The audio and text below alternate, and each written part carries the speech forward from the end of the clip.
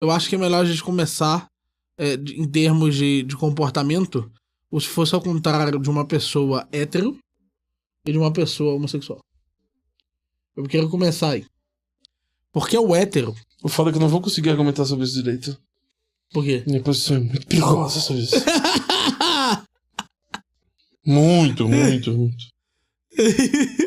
Muito. Então eu vou tentar argumentar aqui sem o meu amigo Malboro e espero que ele me acompanhe. Eu vou ter que me controlar. Existe um comportamento chamado heterotípico. Típico dos héteros. Você não espera, primeiro, por exemplo, que um hétero, para todos os tipos, esteja colocando coisas em seus orifícios. Só que você não espera. Você não espera... Não, algumas... Peraí, meu amigo, tu usa cotonete, pô. Tu tá bem. Pô, eu boto coisas no meu orifício. Então, há um certo comportamento sexual que você não espera. Em certos orifícios. Mais do que isso, você não espera a frequência sexual média que de um homem hétero, que um homem hétero tem a mesma frequência sexual média de um homem homoafetivo. O homem homoafetivo, ele tem uma frequência sexual média muito mais alta do que o homem hétero. Pra caralho. Mais do que a mulher, inclusive. Mais do que a mulher. Mais do que a mulher mais biscate que você... Sim. É que nem aquele caso daquela mulher do OnlyFans que fez sexo com 100 homens. Sim. Aí eu vi um canal de um homossexual falando assim, oxi, isso é incrível pra vocês? É? Eu chamo isso de segunda de manhã. Caralho! Não tem tempo, não. Não dá tempo, não. Os cabas tem que ser muito... 3 minutos é podcast aí, mano. O cara foi 100 só? Ui. Oi. Meu amigo, isso aí é a minha adolescência. Isso aí.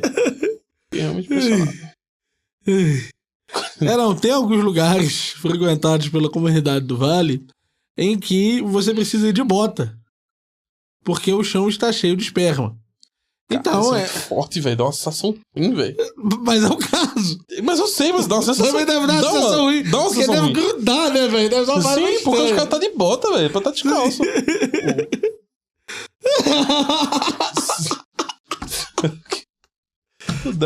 Eu não consigo levar a sério.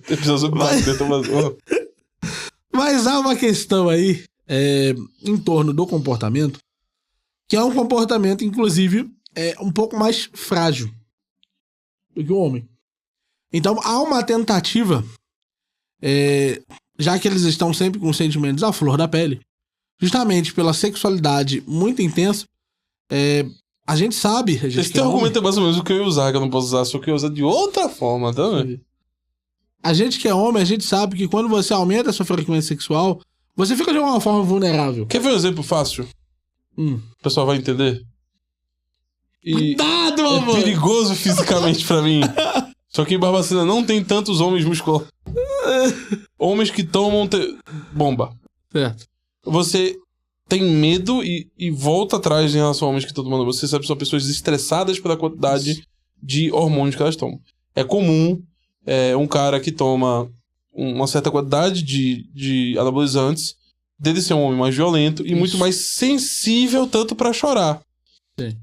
Muitos bodybuilders que tomam muito anabolizantes, eles choram com facilidade. Porque eles estão realmente com os nervos à flor da pele. E o que o Meuri tá tentando explicar é isso, que o homossexual, por essas práticas tão avantajadas, seus orifícios tão avantajadas, tão recíprocas com o sexo, é uma demonstração que essas pessoas estão com os seus sentimentos a ponto de explodir, né? Porque, de fato, está explodindo no pau de alguém. Exato. Então, há ali todo um esforço ativo dessas pessoas para não deixar os seus sentimentos. Porque a gente sabe, a gente que é homem, a gente sabe que depois do sexo há um sentimento de vulnerabilidade. Você se sente vulnerável depois do sexo? Não, um certo nível ali de vulnerabilidade é inevitável. Se uma onça vier se atacar naquele momento, você está frágil. Eu entendo que se você estivesse morando no Amazonas, eu acho que essa fragilidade realmente viria a ocorrer. Mas mesmo que no meu quarto lá em cima, não dá pra ter uma onça, tá?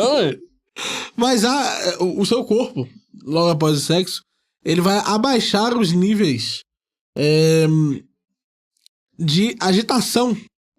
Então a sua pressão vai diminuir bastante. Seus batimentos cardíacos vão diminuir bastante, tá ligado? Há um certo relaxo depois do sexo. E quando você vai repetindo esse processo várias e várias vezes, ele vai de alguma forma aumentando nesse sentido esse seu sentimento de relaxamento. E aí esse sentimento de relaxamento que se repete, ele vai provocando no homem a sensação de estou vulnerável. Que é muito similar ao que aconteceria se o homem tivesse uma onça próximo dele.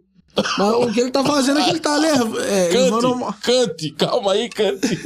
Não é que ele tá levando calma. Levando a uma hipérbole. Olha, gente, o Miorinho é um kantiano. Eu não concordo com essa posição dele. Ele tá levando a uma hipérbole essa sensação. Então, há uma tendência à noção de fragilidade. É por isso, inclusive, que na medida em que a frequência sexual aumenta, uma certa tendência para a criação de um certo estereótipo de comportamento, que é o comportamento do afeminado. O comportamento afeminado, que é bem reconhecido nas comunidades LGBT. Se você pegar, por exemplo, um biquarentona da vida, tem lá. Tem o padrãozinho e tem o afeminado. POC. A POC. O POC, sei lá. Que de alguma forma é um reflexo disso. Então, cara, se você me disser que existe, se for o contrário, entre você, Wagner, e a POC, tem algo errado. Você não pode ser só bem ali o comportamento e as consequências disso. Né? Então, começa aí o grande erro. E para as lésbicas, por exemplo, há toda uma relação de emular o comportamento masculino e feminino dentro da relação. Então, se fosse ao contrário, que relação a quem? Da lésbica que emula o comportamento feminino ou da lésbica que emula o comportamento masculino? E por emular, acho que as pessoas já usaram emulador, tem muito bug, né? Então, pelo fato de ter muito bug, por exemplo, nós como homens, por exemplo, eu como homem... Eu não consigo falar do Wagner.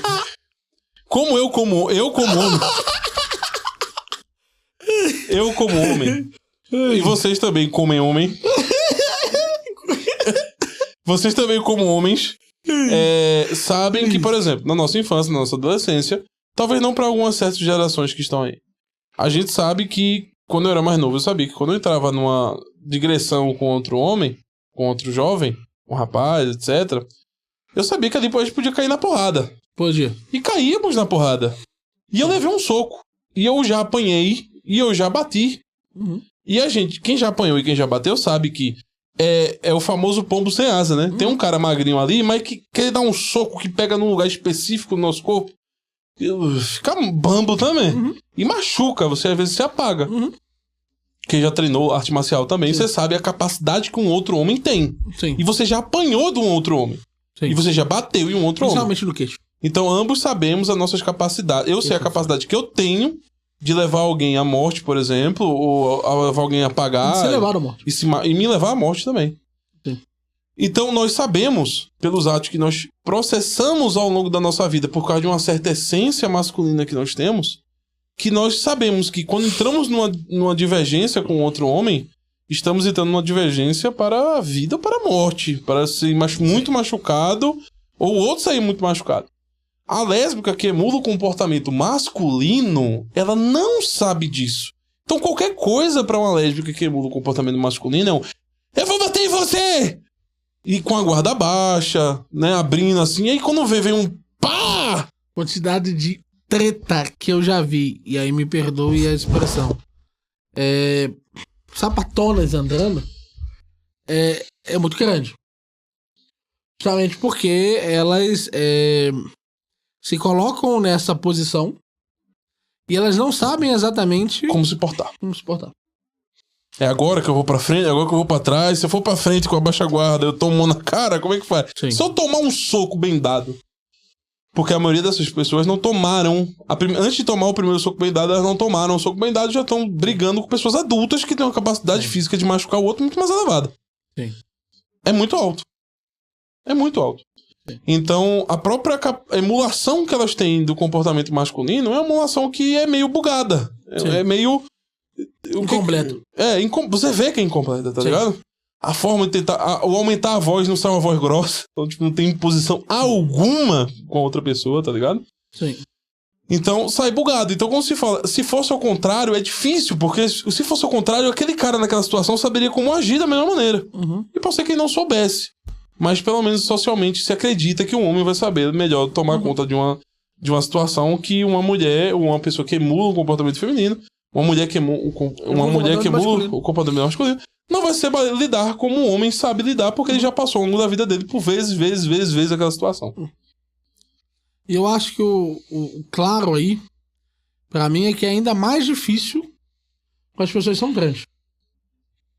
Que as pessoas que são trans ali, quantidade de hormônios e sinais de duplos sentidos e direções que existem no corpo daquela pessoa são muito significativos.